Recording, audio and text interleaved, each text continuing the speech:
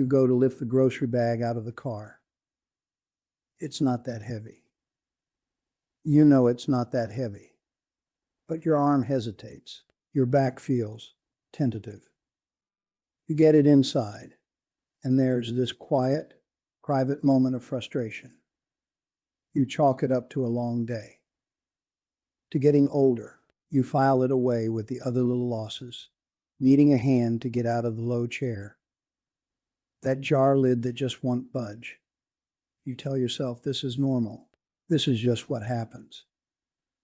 And that right there, that quiet resignation, is the most dangerous assumption you will ever make. Because that feeling is, Tate, a sign of age, is a symptom of theft. Your body is being robbed. Systematically, relentlessly. You are losing muscle, not the bodybuilder kind. The kind that keeps you upright. The kind that lets you catch yourself when you trip on a rug. The kind that means independence instead of a nursing home bed. You were losing it at a rate of 3 to 8% per decade after 30. The math is brutal. And you've been told the only way to fight it is with a gym membership you won't use, weights you were afraid to lift, and complex routines that feel like a foreign language. So you do nothing. And the theft accelerates. But here is the truth you need to hear right now. You do not need a gym. You do not need weights.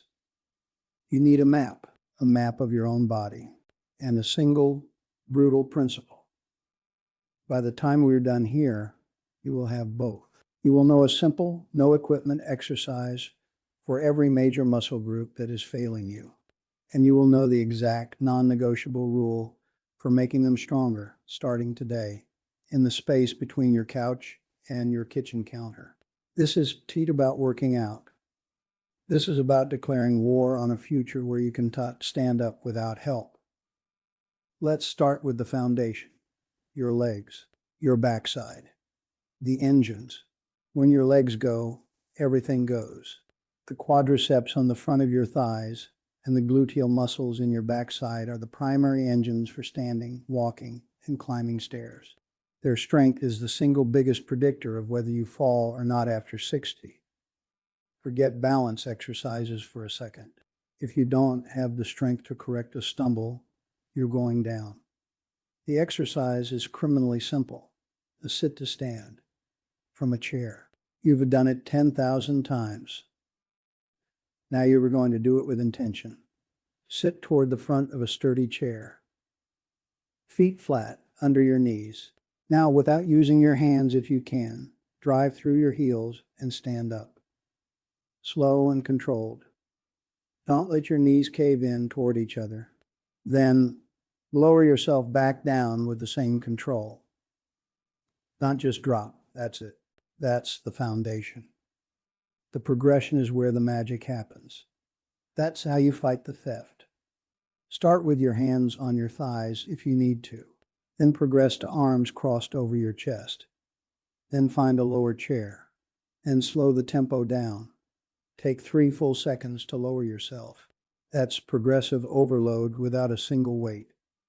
Research shows that simply improving your sit-to-stand speed and control can slash your all-cause mortality risk. Think about that. The act of standing up from a chair, done with a bit more purpose, is a direct statistical lever on how long you live well. This is the theory. It's physics. Your body responds to a demand.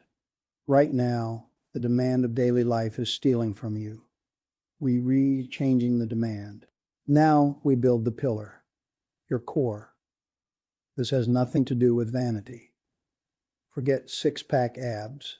This is about the muscular corset that holds your spine together, the transverse abdominis, the multifidus. These are the deep, silent muscles that act as your body's natural weight belt. When they're weak, your spine is unstable. Your body knows this, so it compensates. It locks up. It creates tension. That's where chronic back pain often comes from. Not an injury, but a desperate clenching compensation for a weak core. More insidiously, core weakness often shows up not as pain, but as that unsteady feeling on your feet. That vague sense of being off balance. That's your pillar cracking. The exercise is the dead bug. Lie on your back on a carpet or a yoga mat. Knees bent, feet flat. Now press your lower back gently into the floor. Not flatten it completely. You must maintain that natural curve. Just engage. That's the starting position. Here's the progression. Start by just slowly raising one arm overhead until it hovers an inch off the ground. Then lower it. Then the other arm. Then just slide one heel out along the floor until your leg is straight. Then slide it back. Tiny movements. Total control. When that's easy, try the opposite arm and leg together. Right arm up, left leg slides out. Move like you were in slow motion. The goal is to keep your lower back absolutely still. No rocking, no arching. If it starts to lift, you've gone too far. This is tight about reps. It's about control. It's about rebuilding the silent conversation between your brain and that deep muscular corset. You are not doing crunches. You are doing physical therapy with a dark sense of humor. Next, the posture protectors. Your upper back and rear shoulders. Look at your shadow on the wall. I'll wait. See that forward hunch? That rounded shoulder silhouette? That's not just aesthetics. That's your chest cavity being compressed. Your lungs have less room to expand. Your rhomboids and rear deltoids, the muscles meant to pull your shoulders back, have gone on permanent vacation. We're calling them back to work. The exercise is scapular retraction. Angle wings against a wall. Stand with your back against a wall, heels a few inches out. Your entire spine, from your tailbone to the back of your skull, should be touching. Now, without shrugging your shoulders up to your ears, try to press the backs of your arms and your shoulder blades flat against the wall. You will feel a pinch between your shoulder blades. Hold it for 5 seconds. Release. That's 1. The progression? Do it standing away from the wall, focusing on that pinch. Then, take a towel. Loop it around a sturdy doorknob. Hold an end in each hand. Step back until the towel is taut, and pull your hands toward your chest, squeezing those shoulder blades together. This is a row. Your feet are your weights. Step closer for easier, farther for harder. The goal is to feel that pinch, not to use your biceps. This is a corrective, feel-good movement. It opens your chest. It can literally improve your breathing. It's fighting the slow collapse of your own skeleton. Now, the functional push. Your chest and front shoulders. The push-up. Don't panic. We are demystifying it. This is about getting up off the floor if you fall. It's about moving a piece of furniture. It's a life skill, not a test. We start with an incline push-up. Find a kitchen counter. Place your hands on it, wider than your shoulders. Step your feet back until your body forms a straight line from your heels to your head. Don't sag. Don't stick your butt up. Now lower your chest toward the counter, keeping your elbows at a 45-degree angle from your body. This protects your shoulders. Push back up. That's the progression is just lowering the angle from the counter to a sturdy table to a low step. The lower the angle, the more of your body weight you re-pushing. The key is time under tension. Slow down the lowering phase. Take 3 seconds, 4 seconds. Control is everything. Wall push-ups done with this full, slow range of motion build serious strength. They were the perfect starting point. You look ridiculous? Good. You are rebuilding the muscles that prevent frailty. Finally, the pulling power. Your biceps and your lats, those large wing muscles in your back. This is for carrying the groceries, for lifting a suitcase, for grandkids. The exercise is the towel row. You need a towel and a sturdy, anchored door. close the door. Loop the towel around the inside doorknob. Hold an end in each hand. Step back, feet planted. Now, lean back slightly and pull your chest toward the doorknob, squeezing your shoulder blades together. Always pull toward the hinges. That's the strongest point. Feel it in your back, not just your arms. The progression: adjust your foot position. Closer to the door is easier. Farther away is harder. Slow the pull down. Grip the towel wider to emphasize those lats.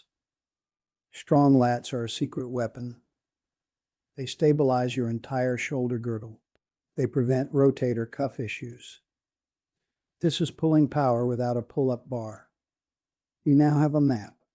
5 points on your body: legs and glutes, core, upper back, chest and shoulders, back and biceps. This is the foundation.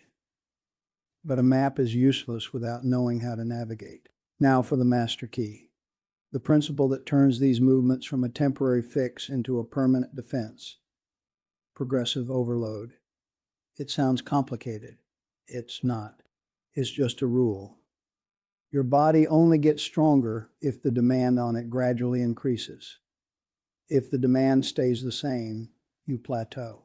If the demand decreases, which is what normal life does, you get weaker.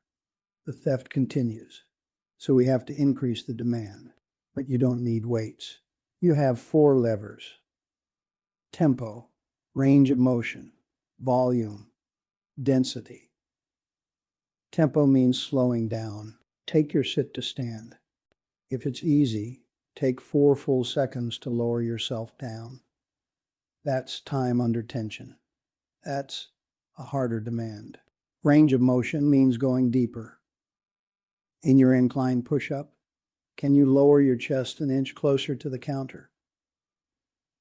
That's a harder demand. Volume means adding 1 more repetition, just 1, or adding a whole extra set per week. Density means shortening your rest. If you rest a minute between sets, try 55 seconds. That's it. Those are your tools. Here's the protocol so you don't hurt yourself. Pick 1 exercise. Pick 1 lever. Adjust it for 1 week. Just 1. If your sit to stand is easy, focus on tempo this week. Slow the lowering phase. Next week, maybe add 1 more rep. That's his volume. The following week, maybe find a slightly lower chair. That's his range of motion. You are the engineer of the demand. The rule is simple. If you can perform the top of your current progression for 10 to 12 controlled, perfect reps, it's time to advance 1 lever. Not all of them. 1. This is the system. This is how you fight the theft every single week for the rest of your life. It turns your living room into a strength lab. Your body is the ultimate biofeedback machine. It will tell you when it's ready. You just have to know how to listen. And if you want to make this progression even clearer and add more variety, the next logical step is resistance bands. They're really low cost, they store in a drawer, and they provide perfect, scalable tension for every exercise we've covered. I've linked a set of bands that work with this exact system in the description below, if you're really looking for that next piece. So let's go back to the beginning. That grocery bag, that low chair, that jar, that moment of quiet frustration. Now you have the map. You know the weak point was to getting older. It was your legs and glutes lacking the power to drive you up. It was your core lacking the stability to brace. It was your back and biceps lacking the pulling strength to lift with confidence. And now you know the exact exercises to target each one. More importantly, you know the principle to make them stronger. You are not at the mercy of age. You are in a direct, physical conversation with your own body. And you hold every tool you need to maintain your strength, your balance, and your independence. Start the conversation today. It's time to stop the theft.